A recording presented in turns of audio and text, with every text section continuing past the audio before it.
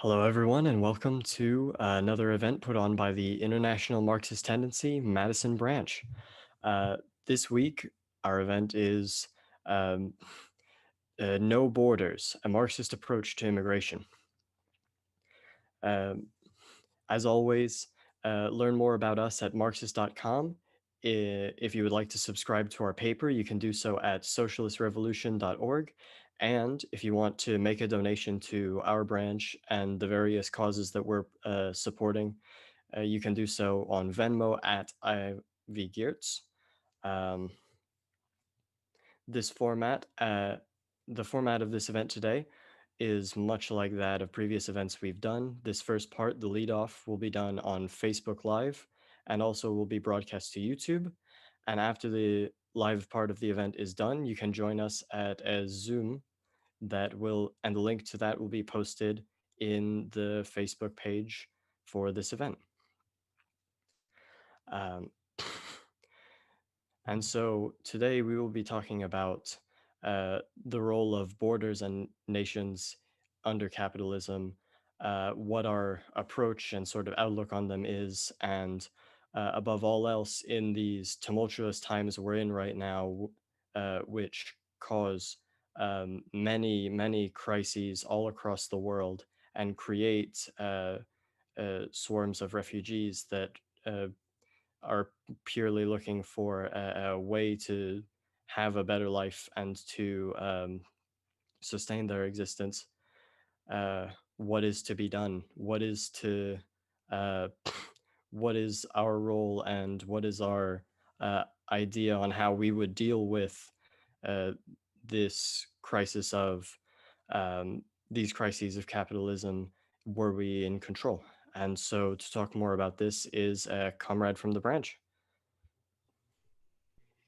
Hello, everybody, and thank you for everyone who's watching.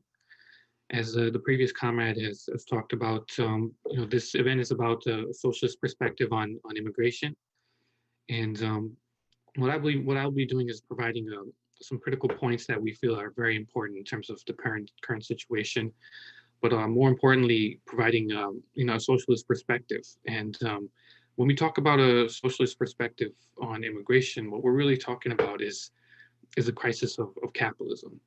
And what is currently happening right now on a global scale is that the crisis of capitalism is forcing mass displacement all over the world in a way that we've never seen before. And we're seeing the collapse of economies all over the world, and the rise of the global warming and the way that it imposes itself in a global way. And just to give an example, in Venezuela, for example, the fall of the Venezuelan economy, by mid 2019 last year, there's been over 4 million migrants and refugees that have been displaced due to the economic collapse of the Venezuelan economy. And this is nothing compared to the mass displacement that is happening due to global warming. In 2017 alone, we see 68 million people were forcibly displaced due to global and climate change. That is more than at any point in human history. But this is going to get even worse. The World Bank estimates that in three regions, Latin America, Sub-Saharan Africa, and Southeast Asia, will generate about 143 million more climate migrants by 2050. And the situation in the United States is even getting worse as well. And we have currently 12 million undocumented undocumented workers in America who are living in constant fear of deportation, or constantly policed, exploited under terrible working conditions. And then on top of that, you have the constant fear of just doing the basic things in life that 12 million undocumented people in America can't do. For example, just driving to work every day could mean that you could get pulled over by the police and potentially never see your family again. And on top of that, in 2019, you had almost 500,000 migrants in detention centers just that year alone. And so all these statistics show that we're experiencing a mass displacement and a mass movement of people that will never, that is unprecedented, in terms of human history. And all of it is due to the crisis of capitalism and the fact that capitalism no longer plays a progressive role in our society, and that it is a backward system. But what are the leaders of these nations doing in terms of these migrants and this mass migration? Well, we see throughout the world that these leaders are using these migrants as a political tool to divide working people, and to making sure that working people can't organize together to go up against the collective organization against capitalists. And on top of that, you have capitalists throughout the world who are using these migrants to further exploit them and to further make more profits. And so you have this endless cycle of capitalism, the crisis of capitalism, creating these crises, and then migrants moving and then being further exploited. And what we know is that this cycle of crisis and migration exploitation is how capitalism as a system functions. It is how it's functioned historically and how it currently functions and will function in the future. So why is it that we chose this topic, and why we feel this topic is so important is because we know that socialism is the definitive answer to the backward system of capitalism. And that we have to fight for this socialism, not just in the confines of the United States, but as a fight for international socialism. And that we believe and definitively believe that this is the only way that we can resolve the crisis of capitalism and to stop these mass displacements that are happening all over the world. But it's also important to understand the way that capitalism functions as a system. We know that during the beginning of the stages of capitalism, as it was becoming a dominant system in Europe, it had an aspect of it that was a free competition. But then slowly, through the competition of different capitalists and the competitive aspect of it, you started to develop a concentration of production. Not only a concentration of production, but also a concentration of capital. What this happened is that you had large markets that were dominated by a handful of corporations. In fact, during the early stages, you had maybe one or two companies that were completely dominating these markets. So in order for this transition from free competition to monopolistic capitalism, they had to take on an imperialistic form. And this imperialistic form was basically these monopolistic corporations dividing the world among themselves to further accumulate more markets and to further accumulate more raw materials and to further gain dominance within the market. And what this meant is that you had a socialization of production throughout the globe. But also not only that, you had the imposing of capitalism on billions and billions of people. And the legacy of this early system of monopolistic capitalism, this transition from that, is the legacy is what we're living with today in terms of the mass displacement that you're seeing among poor nations throughout the world. And not only that, you had the development of the nation state throughout this entire process. And the capitalists used the nation state to further exploit working class people, while at the same time not respecting the borders that they themselves have created. Right. So the capitalists, when they want, they can export their capital to whatever part of the world they want, while at the same time, working class people, poor people are confined within these borders and exploited within these borders. I mean, as we speak right now, the poor migrants from Venezuela are trying to go to Colombia, are being stopped at the Colombian border by police, who are further policing them, further punishing them, while at the same time the capitalists can confine and go past these borders. And not only that, we have within capitalism the contradiction of overproduction, which constantly creates this cycle of crisis and recovery and crisis and recovery. The way that this works is basically that the working class cannot buy back the full value of what it produces. And so what you have is a crisis of overproduction, which forces capitalists to further search for new markets, and which further creates mass displacement that we see. And so the reason why we talk all about these intricacies of contradictions in the way capitalism functions is because what is happening right now is not capitalism being done in the wrong way, or because of specific individuals or corporations not behaving correctly, but that this is the function of capitalism. This is how capitalism inherently, as a system, works. And so this further cements the need for a socialist revolution, not just within borders, but at an international level. Just to give you a historical example, in the United States during the late 19th century, early 20th century, it's not a coincidence that when it was becoming an advanced capitalist country, you had a massive influx of poor migrants from Europe. And just to give a specific example, you had Italian immigrants from southern Italy who were fleeing exploitation from the capitalists in Italy, only to come to America and be further exploited by the capitalists in the United States. And we know now that the United States would not have become the advanced capitalist country if it wasn't for the massive migration of poor and workers from Europe. And this pattern is happening as we speak, and is happening in the current modern system. When you see, for example, the rise of the tech industry, right? The tech industry wouldn't be able to accumulate its wealth if it wasn't for the massive influx of migrants who came from India or China. And the government played a role in creating an employee system, an immigration system, to bring these workers here, so that they can further create profits for the tech industry.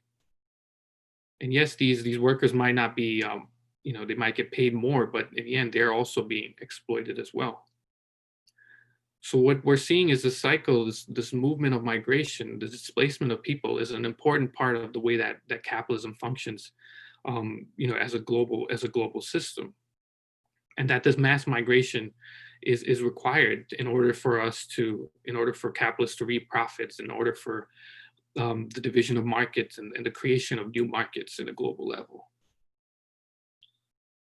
And so we talk about this again as an intricate part of why we cause the argument, or we create the argument for a fight for socialism at an international level, and that there's no reforming this system, and that the corporations themselves are not going to change the system. It's going to require an end of capitalism itself.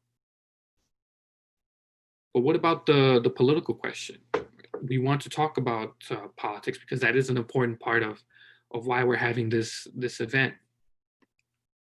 And I want to focus a little bit more about the situation in the United States. We do have the Republican Party in the United States, which we know has taken a clear anti-immigrant stance. Donald Trump and other immigrants or other politicians are using this mass influx of migrants as a way to further divide working class people and to further accumulate more political power. But what does that leave the Democratic Party? Well, we know the Democratic Party is taken to be the party of immigrants. But if we look at the Democratic Party before Obama, for example, let's look at the Clinton administration. If you look at the speeches Clinton was making regarding illegal immigrants, he was making the same talking points that Trump was making. That saying that illegal immigrants are, or illegal aliens, that the phrase that he uses, are coming to America to take over the welfare system, that we need to further fund the border wall, that we need to further enhance deportations. So before that, we saw that the talking points between the Democratic Party, Republican Party were not that different. But what caused this change was the political development of immigrant right groups and immigrant communities that we saw around 2006, the massive protests across the country regarding immigrant communities. So it wasn't that the Democrat Party started to all of a sudden care about immigrants, but it was the political movement and the revolutionary movements of immigrant communities that forced them to start to actually consider the immigrants within the party itself. But how does this look like on a concrete level? Well, let's take a look at the funding of Trump's border wall this past year. Nancy Pelosi stated that she was not going to give Donald Trump a penny in terms of him funding the border wall. But instead, Trump ended up receiving about $1.3 billion in terms of the compromise to fund his border wall. This is $1.3 billion is given to a person like Trump, who called Mexican immigrants as rapists, as criminals. For the Democrat Party them to compromise in this way, what kind of message does this send? And basically what it says is that they are a more humane variant of the same message, that they want immigration control to be enforced, but they want borders should be patrolled with less brutality. And so what we see is that you get the same message as the Republican Party, but in a sense, the Democrat Party is more or less wants a more humane variant of it.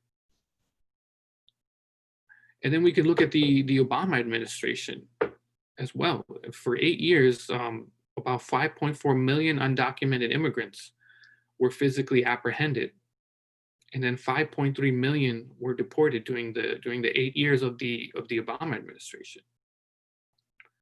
While at the same time, Obama is using DACA as a political tool to keep the immigrant vote. We see that the massive policing of undocumented immigrants and the physical apprehension of them did not change during the Obama administration.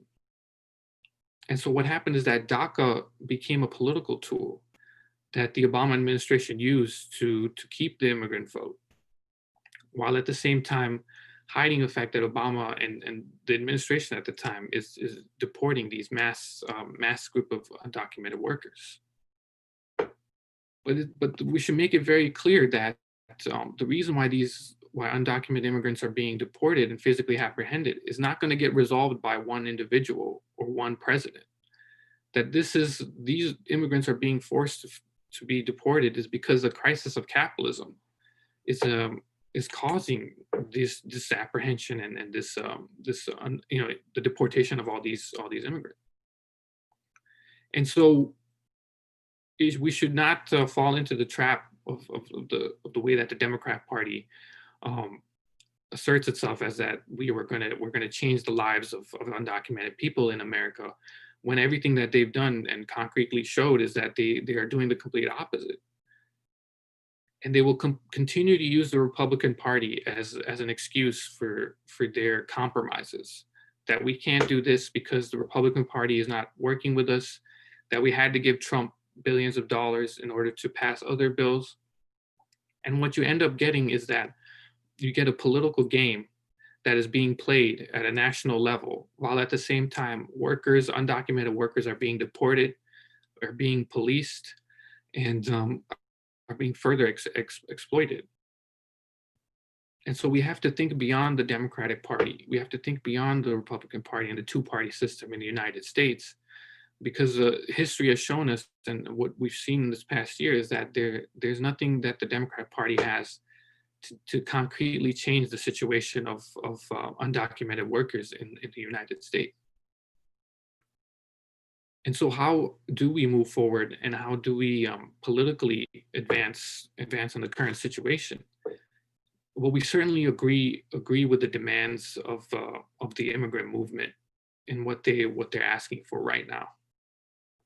We definitely agree for amnesty for all, the end of deportations, equal rights for all. But what we ask for is that for a wider program, a program that pushes further, not just undocumented workers, but all workers in the United States.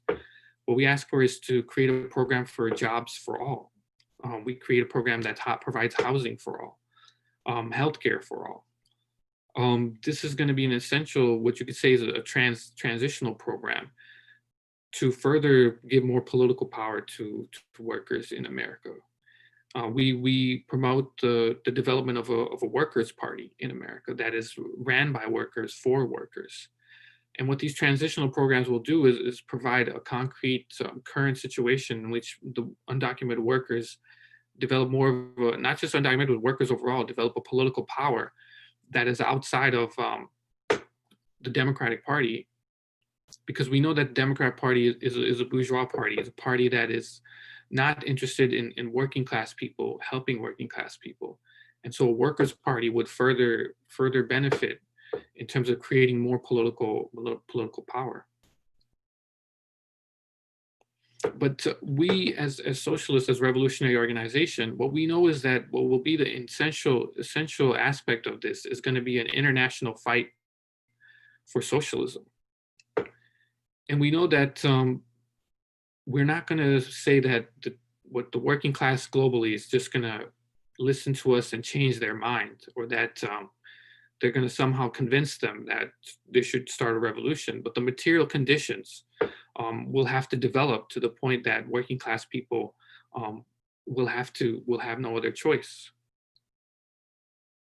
And capitalism will do that for us, right? It will create the crises, and it will create the global massive situation, so that those material conditions are there, and the working class people will start to organize themselves, right? We'll start to go to the streets. And we're seeing that happening right now. The beginnings of that condition are starting to take place when you see massive movements happening, for example, in Bolivia, in Colombia, in Haiti, for example. And so the material conditions, once they're there, it is our job as a revolutionary organization to grow our organization and to create the level of quantity, so that when the material conditions are there, that we can work with the working class people and to interact with them and to help lead that international fight for socialism. But we also must think beyond the United States, and we think, the fight for an international movement is essential, because capitalism is a globalized system, and that what in the end causes someone, displaces someone, affects all workers across the globe. And so we have to be engaged in a worldwide struggle across national boundaries, because we know that the two barriers to human progress today are the private ownership of the means of production and the nation state. And so if we are to move forward and to create, to end globalized capitalism, the crisis of capitalism, those two things is something we must have to fight against. And we have to make it clear that this revolution, this global revolution, it is going to be a violent revolution. We've seen historically that these revolutions are not going to be done peacefully, and that the workers, will have to, fight a violent revolution, because the capitalists and the bourgeoisie are not going to, hand over the means of production to us in a peaceful manner. So we say that as of right now, as the material conditions start to develop, we as those in revolutionary organizations, we must grow our organization. Those who are watching must, if you're interested, please do join our organization. And so we can move forward towards the abolish of borders, and to begin a global movement for workers democratic government. And so this is a this is what we fight for as a revolutionary organization. And I want to I will end it at that. And I want to thank everyone who's watching. And please do join us for the discussion. And we can further talk about these topics. Thank you.